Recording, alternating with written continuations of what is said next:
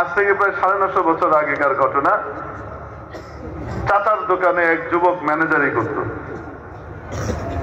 একদিন এক মুরব্বী মানুষ এসেছে, বয়স্ক, কাপড় চোপড় দেখে বোঝা যায় গরিব। গরিব হলে কি হবে, মাথা থেকে পা পর্যন্ত তার ভেতরে বাইরে নবীজি সাল্লাল্লাহু আলাইহি সাল্লামের সুন্নত দিয়ে সাজানো। তো গরিব লোকটা এসে বলছে, বাবা আমাকে আল্লাহর রাস্তায় একটু সাহায্য করো, আমি গরিব মানুষ।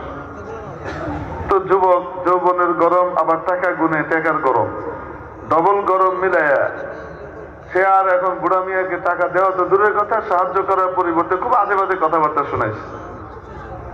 তো মুরব্বীর খুব খারাপ লেগেছে। তো মুরব্বী বলছেন, বাবা আমি তোমার বাবার বয়সে ছিলাম, এই বয়সটারও সম্মান দিতে পারতাম।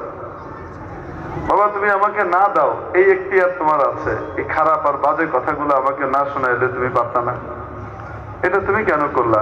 তোমাকে একটু ভয় হয় না? আমি তো তোমার কাছে আল্লাহর ওয়াস্তে চাইছিলাম, আল্লাহর দোহাই দিয়ে, তুমি আল্লাহর নামের সম্মানটুকুও রাখলা না। তাহলে তুমি কিভাবে মরবা, তোমার মরণ কিভাবে আসবে, তুমি কি একবারও একটু ভাবো না?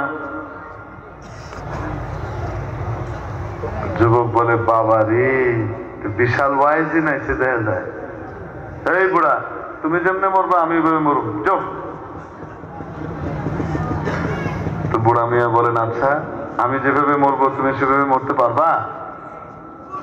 কেন পারবো না? তাহলে আমি একটু মরে দেখাই, তুমি একটু অনুমতি দাও, তোমার দোকানের সামনে একটু আমি শুয়ে একটু মরে দেখাই। এই যুবক চিন্তা করে, একটু ভালো তেন্দুর ফকিরের পাল্লায় পড়লাম, রেটিয়া দিয়ে বিদায় করে দিলে ভালো আছে, সে মরে দেখাবে। যুবক বলে, আচ্ছা ঠিক আছে মরে দেখেন। একটা টাইম বেঁধে দিছে, মনে করেন 10-15 মিনিট যাই দে, সময় বেঁধে দিছে। অত আগে তার গড়িমড়ি ছিল না, যা দিয়ে বাঁচত সেভাবেই বেঁধে দিছে, মনে করেন 5 মিনিট সময় দিলাম, এর ভিতরে যদি মরতে না পারো লাথি মেলে তুমি কোমর ভেঙে দিবে। বুইরা জোনা শয়তান এরকম উল্টো পাল্টা কথাকে ডান হাত গালের নিচে হাত দিয়ে কালেমা পড়ে ঘুমাই গেছে। ঘুমের ভান করে শুয়ে আছে। নির্ধারিত সময় পার হয়ে গেছে, বুড়া উঠে না। এই বুড়া উঠে না, বুড়া উঠে না। তো যুবক এসে বুড়াকে জোরে একটা ধাক্কা দিয়েছে, লাথি আর দেয় না, জোরে ধাক্কা দিয়েছে। ধাক্কা দেওয়ার পরে দেখে বুড়া আল্লাহর কাছে চলে গেছে।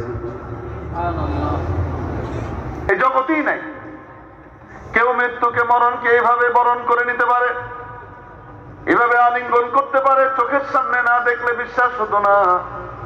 ঘটনা দেখে যুবকের হৃদয়ের মধ্যে এমন এক উথাল পাতাল অবস্থা শুরু হলো, এমন এক অদ্ভুত আলোড়ন তৈরি হলো।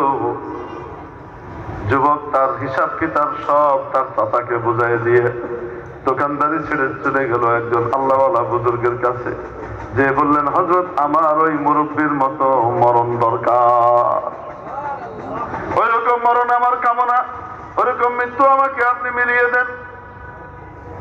আল্লাহওয়ালা বললেন, ওইরকম মরণ পাইতে পেলে জীবনটাকে ওইরকম আল্লাহওয়ালার মতো বানাইতে হবে।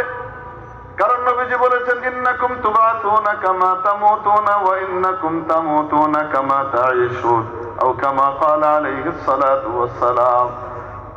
কিয়ামতের দিন তোমাদের উত্থান তেমন হবে, মরণটা যেমন হবে, মরণটা তেমন হবে, জীবনটা যেমন হবে। অতএব ওরকম মরণ পাইতে পেরে জীবনটাকে আল্লাহর হুকুম নবীর তরিকায় সাজাইতে হবে।